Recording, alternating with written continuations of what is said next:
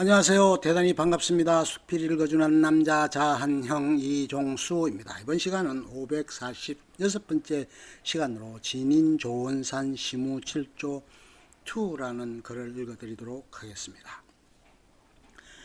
진인조원산 시무 7조 2 2.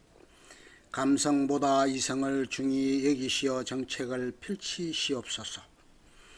스스로 벌어먹지 않고 논의는 백성이 스스로 벌어 토하듯 세금을 객출한 백성의 피와 땀에 들러붙어 배를 두드리고 나라의 국간을 갉아 재정적자를 초래하는 것은 감성이요, 진정으로 나라의 도움이 필요한 이들에게 국간을 열고 자비를 베풀어 구훌하며 재정을 알뜰히하여 부국 강병의 초석을 닦는 것은 이성이니, 감성이 이성을 앞서면 게으른 백성이 고기를 씹고 병약한 백성이 마른 침을 삼키는 것과 같으며, 이성이 감성을 앞서면 게으른 백성이 고기를 얻기 위해 화삭을 촉을 갈고 병약한 백성이 죽 한 사발로 기운을 차려 다시 일터로 나가는 것과 같사옵니다.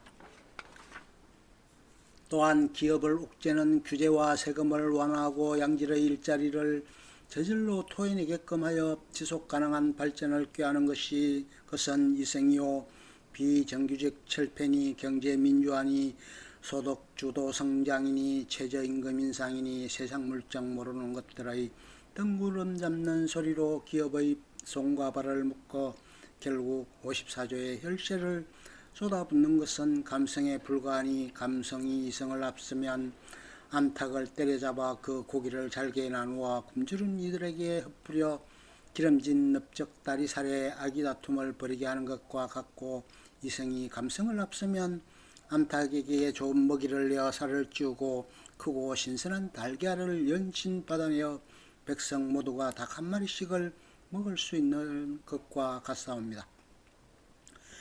또한 폐학교서 그리 시부되고 물어뜯던 22조의 4대강 사업이 그 실체라도 자리를 지키고 있는 것은 이성이 감성을 누른 까닭이 없고, 마땅히 기업이 해야 할 일을 백성의 혈세로 대신한 바 폐하의 54조는 정발하여 그 흔적조차 찾을 수 없는 것은 바로 감성이 이성을 누른 까닭이온데, 폐하를 비롯한 대신들과 관료들이 모두 백성들의 감성을 자극해 눈물을 쥐어짜내기 위한 지지율 확보용 감성팔이 정책에만 혈안이 되어 있는 바, 이러한 조정정책의 기조변화 없이 어찌 다가올 160조 신분배정책을 지지할 수 있으며 어찌 그에 따른 결과를 기대할 수 있겠사옵니까? 폐하 역사는 군왕의 업적을 논할 뿐 당대의 지지율을 논하지 않사옵니다. 부디 정책을 펼치심에 있어 감성보다는 이성을 중히 여기시고 챙기시어 작금의 지지율로 평가받는 군왕이 아닌 후대의 평가로 역사에 남는 폐왕이 되시옵소서. 3. 명분보다 실리를 중히 여기시어 외교에 임하시옵소서. 나라의 지정학적 요소와 주변국들의 정세를 간파하지 못하여 한미일이나 북중러나 갈피를 잡지 못하고 자고 우면하니, 안전자리는 가시방석이요, 일어서니 키는 제일 작은 것이 작금의 흰실이온데, 일본과의 외교 마찰로 무역 분쟁을 초래하였으나 이를 외교로 해결하지 않고 정치로 해결하시려 불매운동을 조장하고 양국관계를 파탄낸 바, 여론은 반전되고 지지율을 얻었으나 결국 동북아 안보의 상징인 지소미아가 흔들리는 지경에 이르렀으니, 이것은 명분의 외교이 없고 중국의 패권주의와 북극의 도낭의 핵도발의 엄중함을 먼저 고려하시어 한미일 삼국의 동맹을 강화하시며 안보의 기틀을 마련하시고 절치부심하여 국력을 키워 그 길을 이룬 후에야 비로소 아베의 골통을 지어받고 고한을 걷어차 진정한 사과와 보상을 취하는 것은 실리의 외교이옵니다. 또한 일본의 의료업체가 연이어 폐점하고 일본의 자동차 업체가 한국 철수를 선언하며 일본의 기업 또한 한국 기업과 거래를 끊고 심지어 농산물과 수산물까지 수입 금지를 처한다니, 의료업체 근로자, 매장 근로자, 유통업자, 자동차 업체 근로자, 영업사원, 수리기사, 농민, 어민, 수출입 관련 근로자, 항공사 근로자, 관광사 근로자 등 수많은 백성들의 일자리와 생계가 위태롭게 된 것은 명분이 진리를 앞선 아달기온데, 이는 결국 백성이 다른 백성의 밥그릇을 그릇 창꼴과 무엇이 다르며 손과 발을 밉다하여 입을 틀어막아 함께 굶어 죽는 것과 무엇이 다르겠사옵니까? 또한 평화와 화해 따위의 허황된 말로 감성에 목마른 백성들을 현혹시켜 실질적인 핵폐기는 안중에도 없는 북극의 도난과 더불어 성대한 냉면잔치를 열고 결국 구밀복검한 무리들로부터 토사구팽당하여 백성의 혈세로 지은 연락사무소가 폭파되고 삶은 소대가리라는 치욕마저 당하는 것은 명분의 외교에 없고 국제적 합의에 따라 대북 제재를 충실히 이행하시고 적극 동참하시어 북극의 돈줄을 막아 서서히 고사시키시며 동시에 한미일 동맹을 굳건히 하여